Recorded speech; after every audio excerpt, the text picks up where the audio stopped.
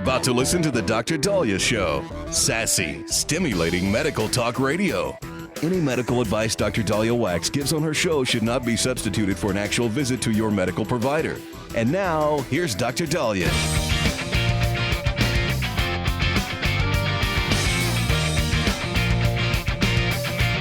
Welcome back to the Dr. Dahlia Show, 1-877-DOC-DALI, 1-877-DOC-DALI.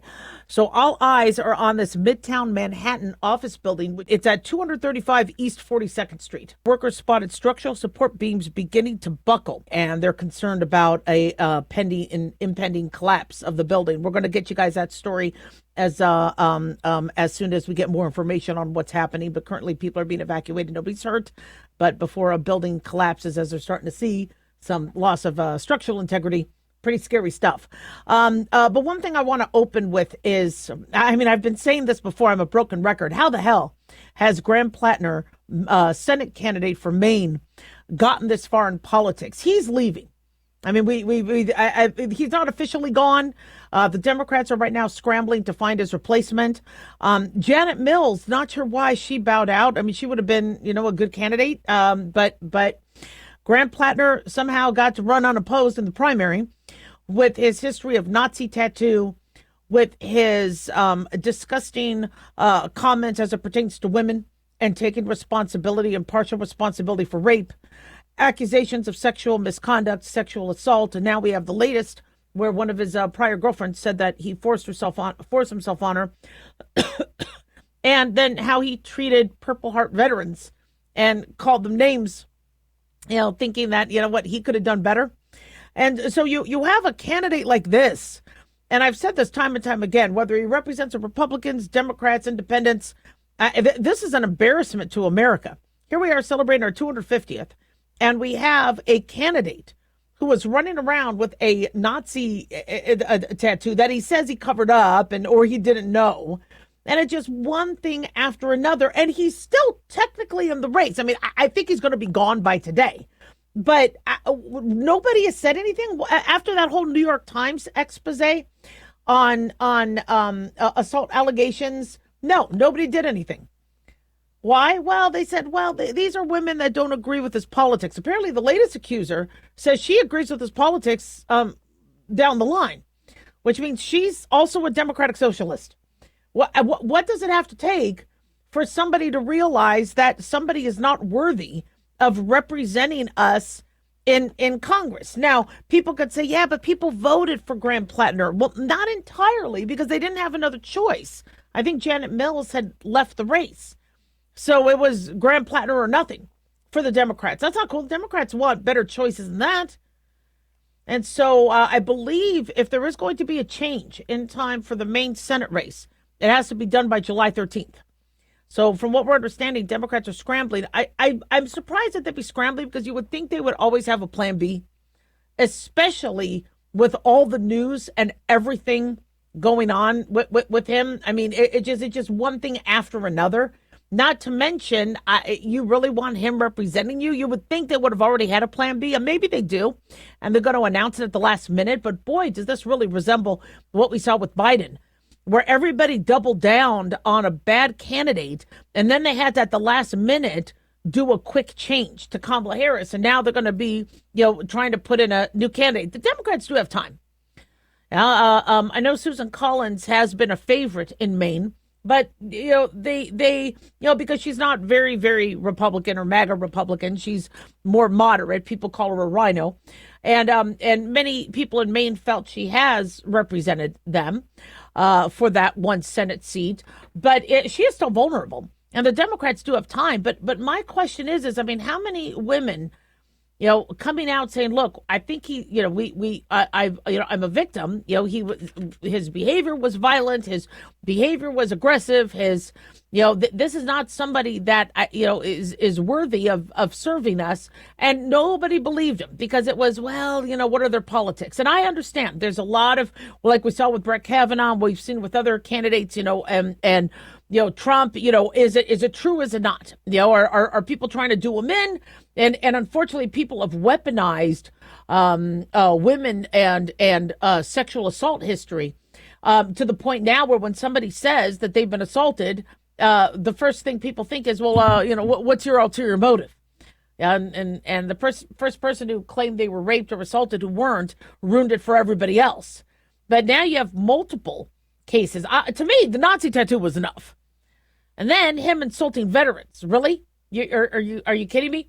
And then, I know people brought up his where he was sexting, sex texting women while he was married. That doesn't disqualify somebody from, we do want people with good ethical character, but unfortunately with politicians these days, that's not a prerequisite. So that has kind of gotten ignored, and I could see why. And the wife, has stood up for him, and that's between them. That's their own private history. But when you have women saying, look, I was in a relationship with him. He was not, they didn't feel safe. And there's multiple, you wonder, especially when they're of the same, political party, of the same. So why did it take so long? And now you're starting to see with his video saying he's going to, take a break to evaluate. And it sounds like he's getting ready to leave. Why did it take so long? That's my question. And it's embarrassing. It shouldn't. Where was the vetting? Who vets these candidates? I mean, this is really, really troubling. And so we're probably going to find out within the next 24, 48 hours, because the sooner they have a candidate, the better. And my guess is they'll probably, because of all the publicity around sexual assault, my guess is the Democrats are going to probably find a female to run against Susan Collins. So it doesn't look like, man against woman. I think they're going to probably find a female. They still should vet. There still could be a history that doesn't show kindly upon the party. But I want Republicans and Democrats, independents, I want America to succeed. I don't care what party you are. And I don't want us to be embarrassed. You cannot have somebody who appears allegedly to be a sex offender, a Nazi, representing America values. And the fact that it's taken this long, just like it took that long for somebody to say, I don't think Biden, should run again, is an embarrassment. And we need to do a better vetting, and we need to check ourselves better. 1-877 Doc Dolly, don't go away.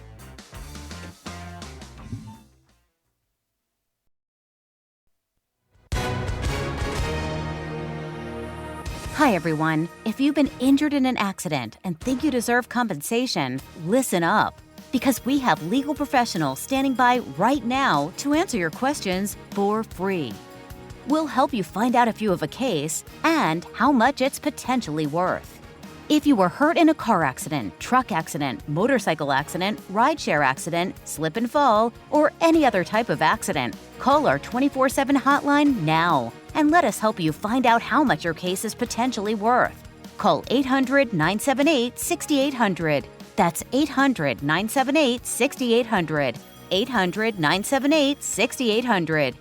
I'm Gina Hart, here with spokesman Jack Mercer. So Jack, tell our listeners who should give us a call right now. Well, Gina, first off, thank you for having me join you here in the studio. It's always great to answer the listeners' questions. Now, as far as who should call in, anyone who's been injured in an accident and think you deserve compensation, give us a call right now. The call is free, the consultation is free, and with our no-fee guarantee, you pay nothing unless we win you money. That's great advice. Thanks, Jack. And is it true that the Legal Help Center is open 24/7? That's right, Gina. We're open anytime you need us, 24 hours a day, 7 days a week. So if you or someone you know were injured in an accident of any kind, call now and let us help you find out if you have a case and how much it's potentially worth. Call 800-978-6800. That's 800-978-6800. 800-978-6800. Advertisement sponsored by Legal Help Center. Not available in California. May not be available in all states.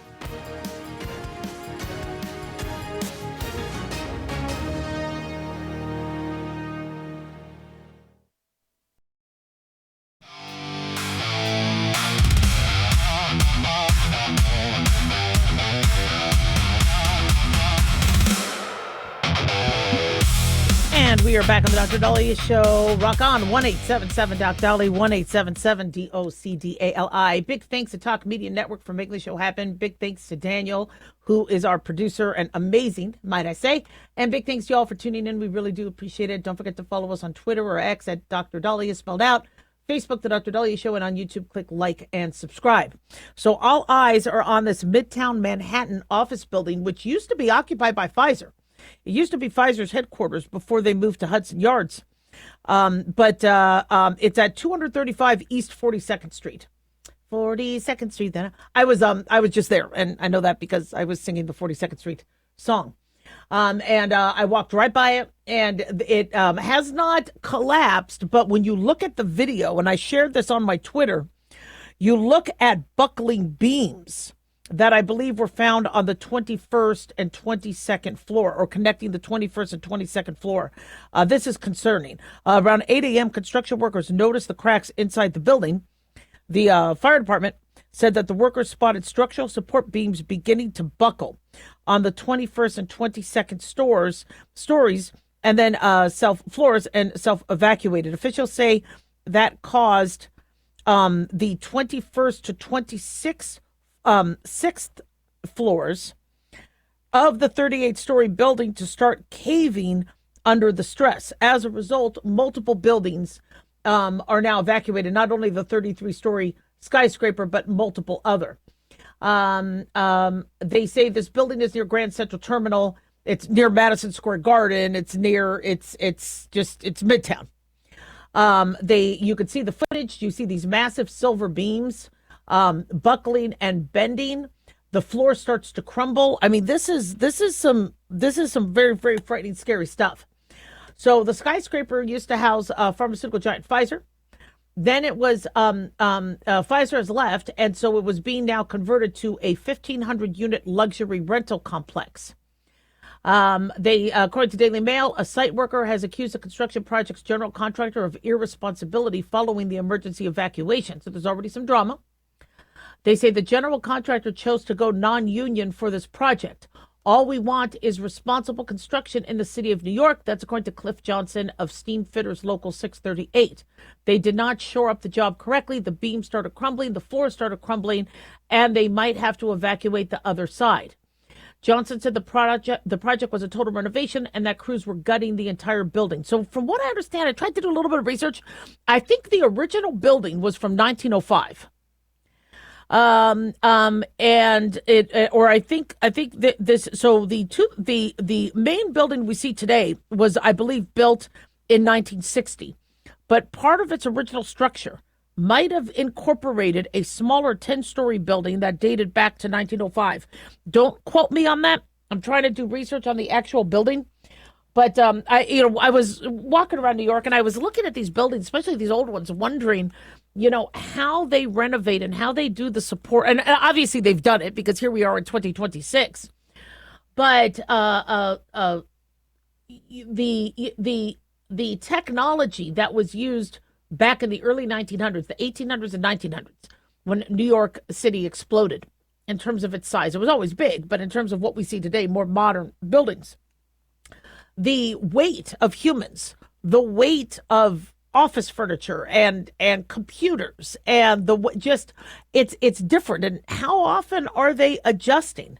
Now, I believe the maintenance that takes place, according to the New York City Department of Buildings, that building inspection frequencies are dictated by them based on specific systems and structural elements. Exterior and the outside, buildings taller than 6 stories have to undergo a comprehensive inspection every 5 years. Elevators, passenger elevators require 2 inspections annually. All right, that's better than 5 years. So the elevators get 2 inspections annually, an annual visit inspection and a Category 1, Cat 1 no-load safety test. Then there's a rigorous Category 5 full load test that's mandated every 5 years. The boilers have to be inspected every year. High-pressure boilers require 2 separate inspections, internal and external, within a calendar year, about 6 months apart. Parking structures, when we had that one parking structure collapse, and people were discussing how, one, it was an old structure built in the 40s, And two, cars are even heavier, especially these electric vehicles, than they were in the 40s. And so they feel that with time and with the weight, the parking structure collapsed.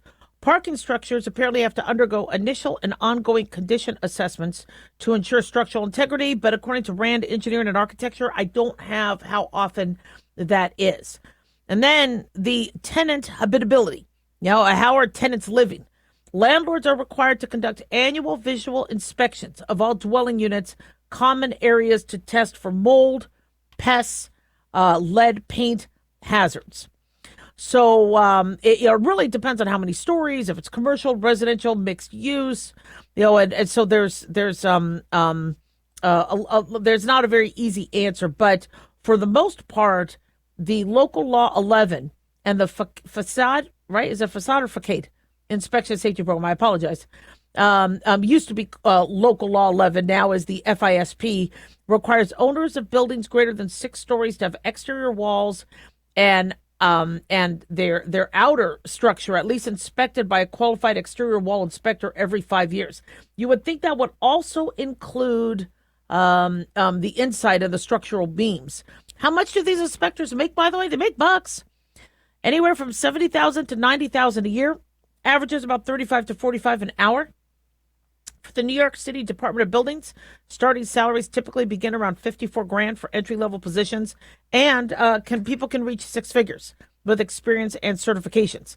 Not sure if they're hiring, but it looks like somebody needs to. If these were construction workers that found this, the question I have is what happened with the inspectors when that Surfside condo collapsed? There was I believe a maintenance worker in the parking lot was starting to see wires and things that you would see if a building was about to sink, if there was a sinkhole in some of the structural. They say it wasn't a sinkhole, it was just bad building of the building, but the pool sunk first. And so it does make you wonder that it was a sinkhole, because one of the victims was talking to her husband on the phone going, "Where's the pool? The pool is gone." And then he hears her scream as the building collapses. So it not only takes checking the integrity of the building, but also integrity of the ground, and how safe it is. We've been very, very well aware that New York City does sit upon a fault line. Well, it doesn't. It's not an active one, but there are multiple fault lines, including the 125th Street fault, the Dyckman Street fault, the East River fault, and the Moshulu Parkway fault. There's also the Ramapo fault, which is the most active in the region, according to Wikipedia.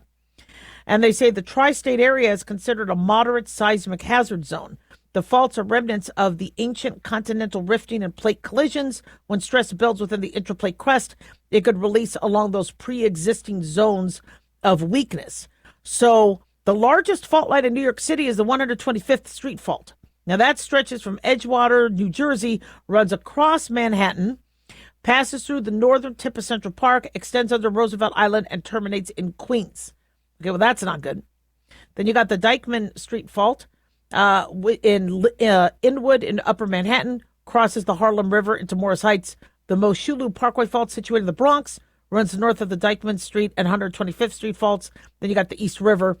So, so it's a concern. And so when you look at like what we saw in Florida, we're like, are all these buildings getting checked and ensure that they have structural integrity and they aren't at risk for sinkholes and wearing down of the coastline from rising waters, or from when these buildings are built on beach, and so close to the beach, you kind of worry about the time that can the time it takes for the integrity of the land to shift as water keeps hitting it and getting through and digging deeper into it. Well, same thing with Manhattan. I mean, how many thousands upon thousands of buildings do you have and that were built in olden days? All right, the olden days to me are the last 2 centuries, and with possible fault line, with an increase in weight on the roads due to more people, electric vehicles, more cars. There's something's going to give, and hopefully this is just a one-off. But the fact that this wasn't picked up necessarily by the annual inspection, but by construction workers is concerning. That if the building wasn't renovated, they wouldn't have known that the beams started crumbling and the floors were going to crumble. The construction site was issued 7 violations in the last year from the Office of Administrative Trials and Hearings. Not sure if anything happened over that. The violations resulted in $32,000 in penalties. They were construction safety related, but were quote unquote resolved. So, 1-877 Doc Dolly, don't go away.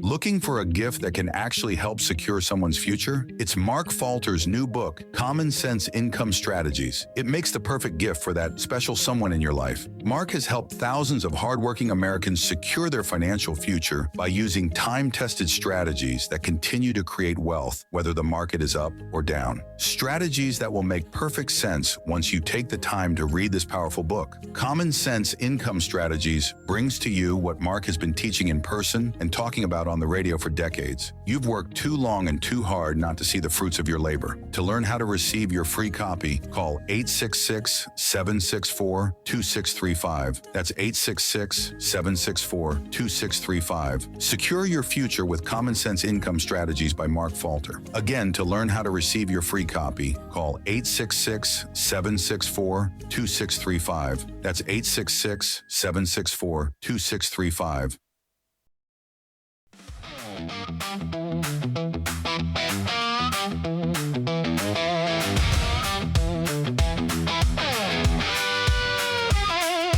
All right, we are back on the Dr. Dahlia Show. 1-877 Doc Dolly, 1-877 DOC the DALI.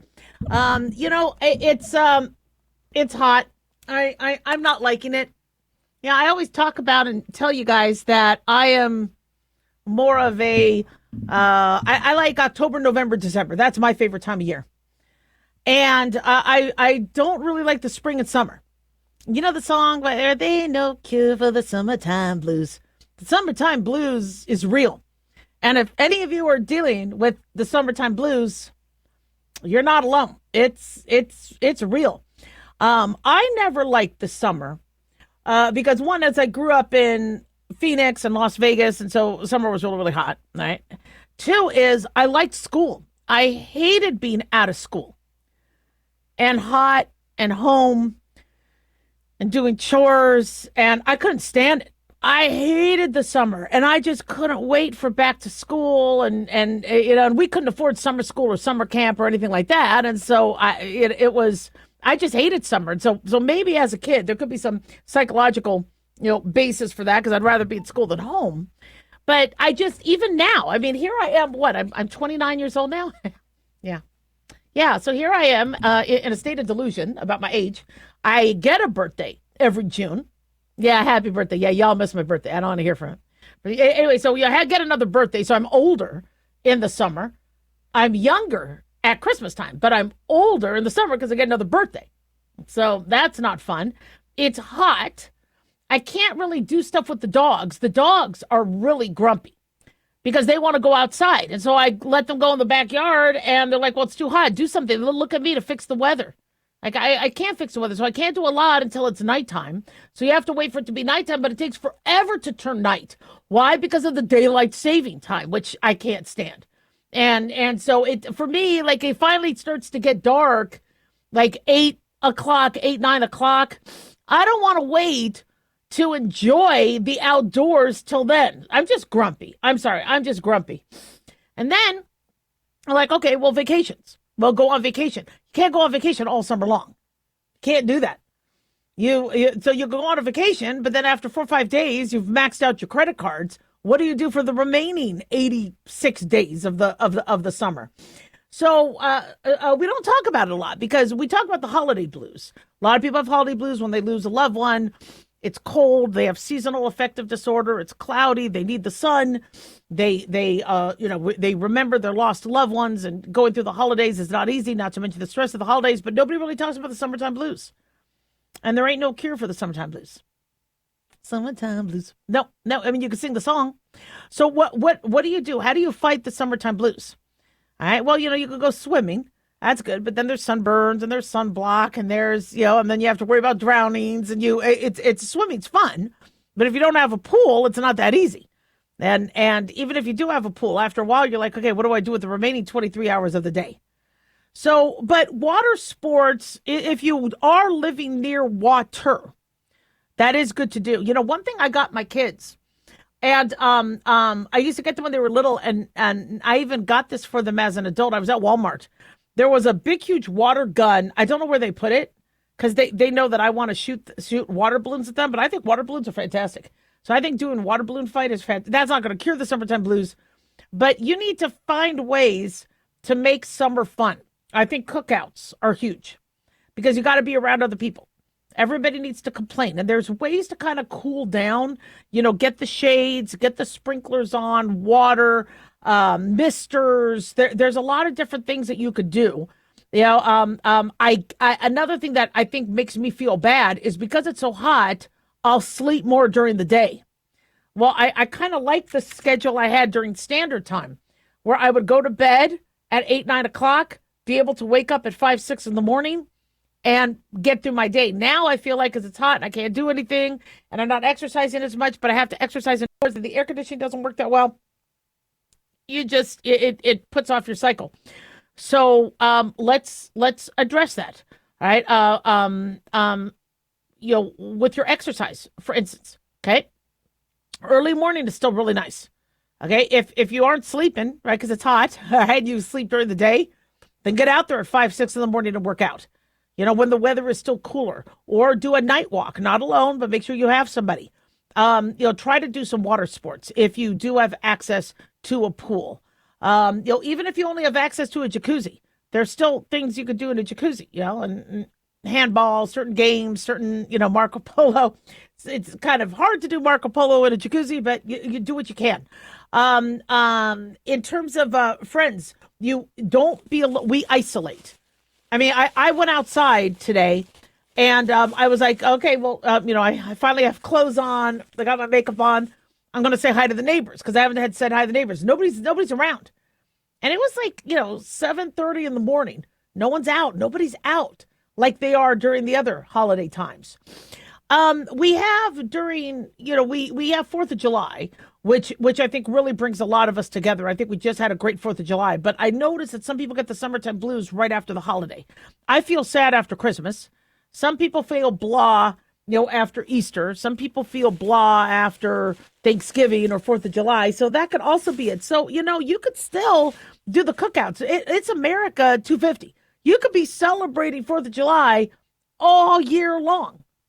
Right? You could also do block parties. If you do want to try, I really love to head to the mountains. If you live near the mountains and you want to cool off and you want to camp, get yourselves out there. You don't have to stay in town. You could do weekend trips. I know gas is expensive, but look at what is making you blah.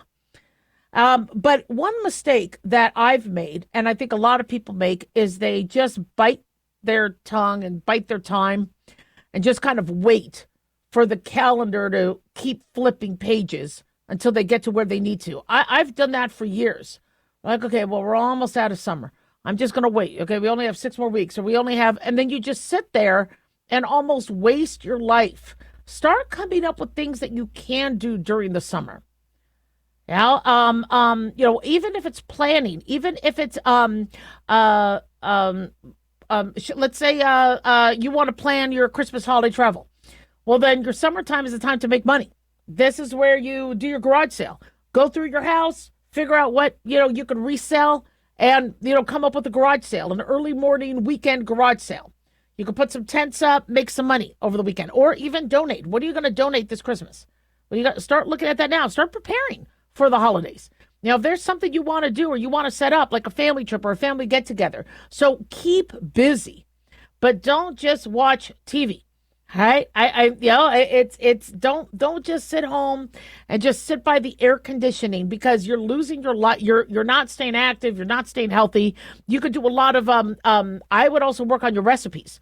Work on some really really good healthy summer recipes. I mean, this is the time we're supposed to eat healthy now because come winter and cold time, that's when we eat a lot of comfort foods. So our fall and winter are your mac and cheese and your biscuits and gravy and your mashed potatoes and your meats and your so what is your summer? Spring and summer is supposed to be salads, fruits. Are you eating salads and fruits?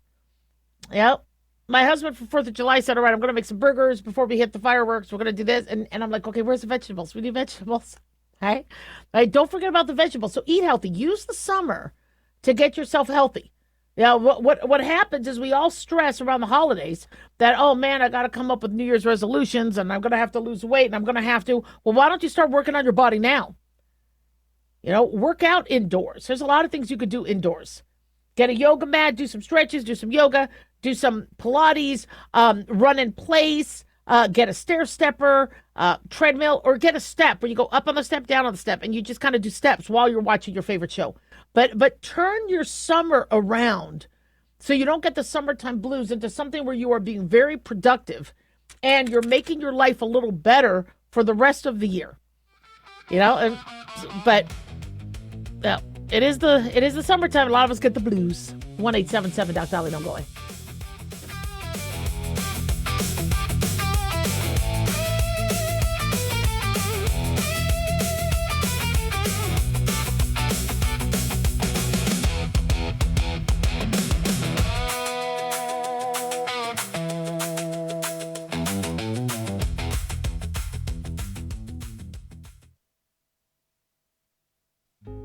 Hey guys, it's Clyde. We've had a lot of requests for Ground Zero merchandise, so we put together an online store with a big variety of high-quality items. I'm really excited to let you know about these things.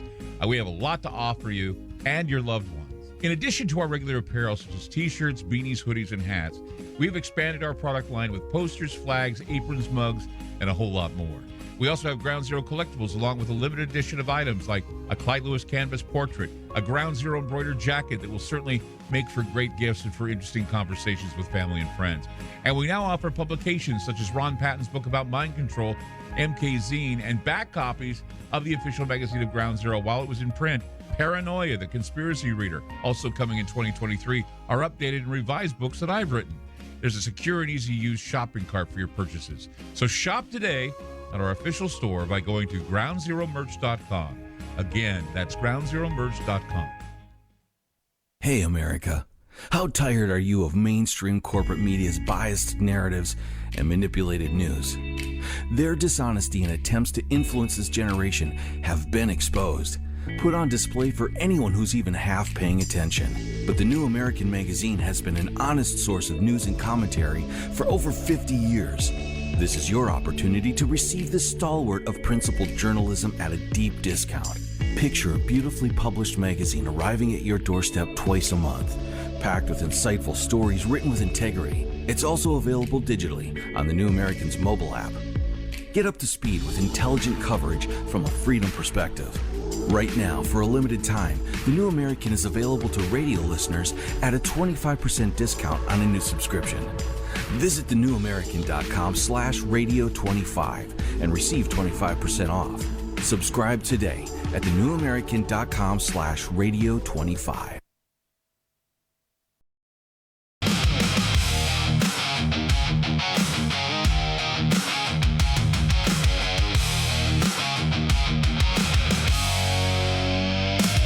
And we're back on the Dr. Dolly Show, 1-877 Doc Dolly, 1-877 DOCDALI. So the question keeps coming up, why are individuals who don't speak English, who are not tested appropriately, driving on our roads and killing innocent people that are supposed to be trusting that whoever's driving on the roads have been vetted or have gone through the safety classes, have gone through the trials and tribulations of getting a driver's license that proves you are not a risk to others, but it's happening. And it's because states are allowing many illegal immigrants and aliens to be able to still drive, assuming they do pass the tests. But obviously, somebody didn't pass the test, because now we have another individual who was killed, this time a state trooper. So a Pennsylvania state trooper was Michael Pahira Jr., was conducting a commercial vehicle inspection along Interstate 81 in Schuylkill County on Wednesday morning. An illegal immigrant truck driver allegedly was driving, I guess, another, I believe, semi, struck the marked patrol vehicle, then struck the truck he was inspecting and hits the trooper. This is according to Pennsylvania State Police. Both semi-trucks caught on fire after the crash, according to Fox News, and sadly, the state trooper died at a local hospital. The driver was identified as 33-year-old Michael Bone, a Haitian national living in Brockton, Massachusetts. He's been charged with homicide by vehicle, involuntary manslaughter, reckless driving, and 6 additional lesser charges, and is being held currently in Schuylkill County Prison on $700,000 bail. His next court date is scheduled for July 15th. Apparently, he had been,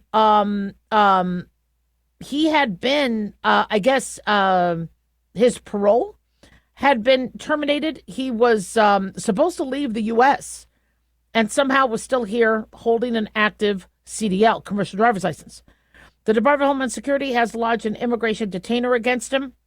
He entered the United States through Fort Lauderdale Hollywood International Airport in July of 2024 under Biden's humanitarian parole program.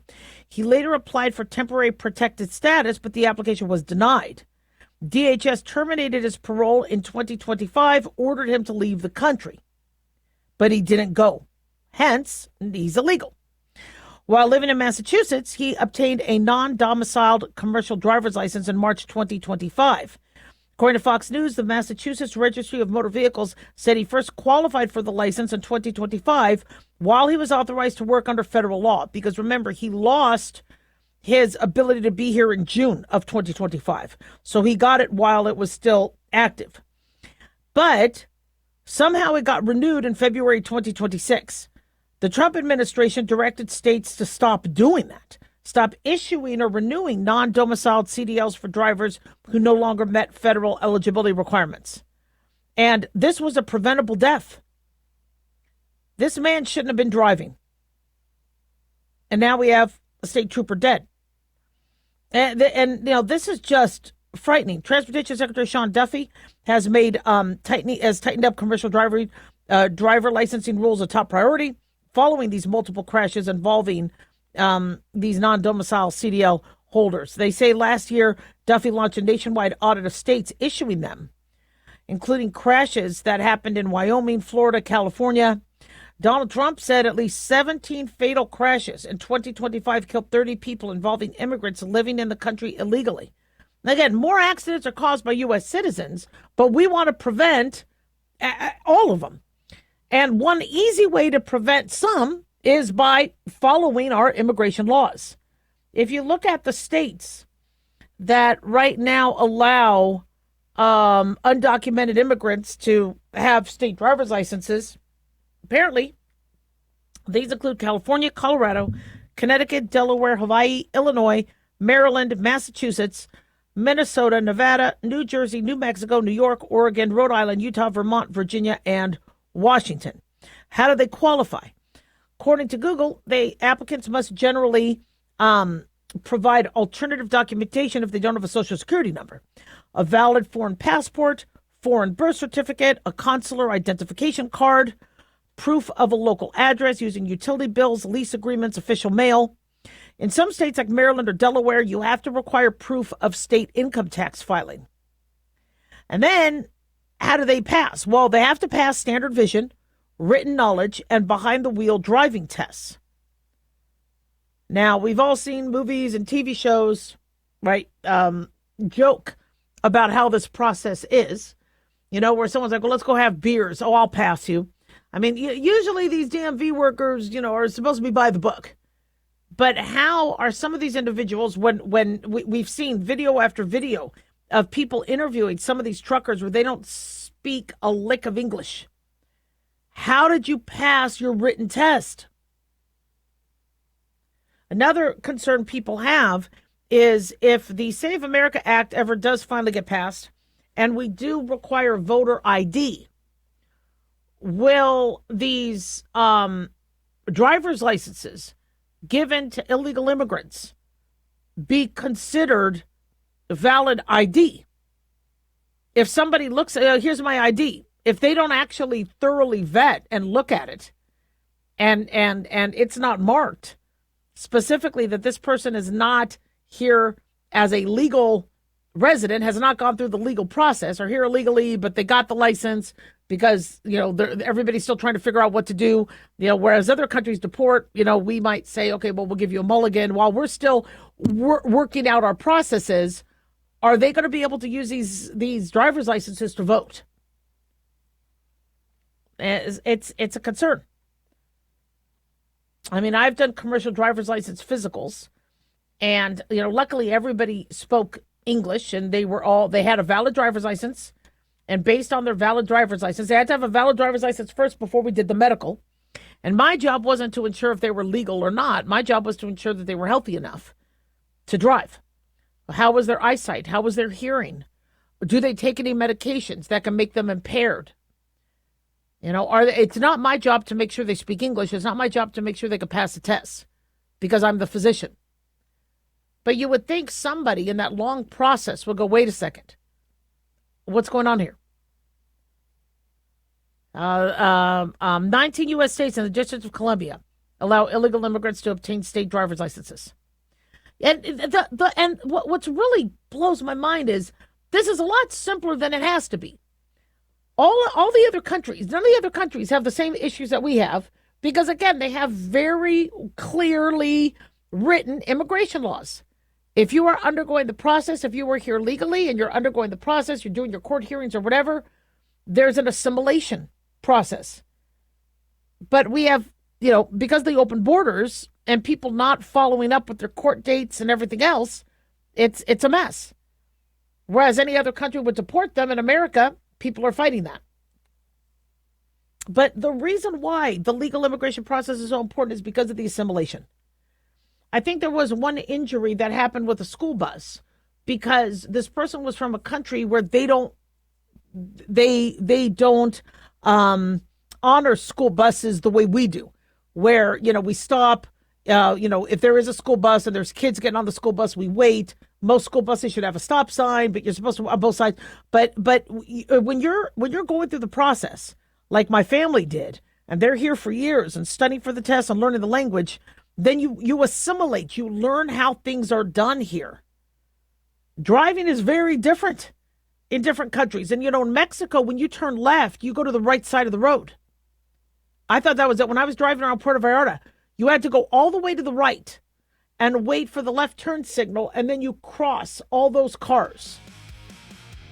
So if someone's making a left turn and they're going to the right, we're going to catch that if they are going through driver's ed and going through the classes. We're not if somebody's here illegally. 1-877-DOC-DOLLY.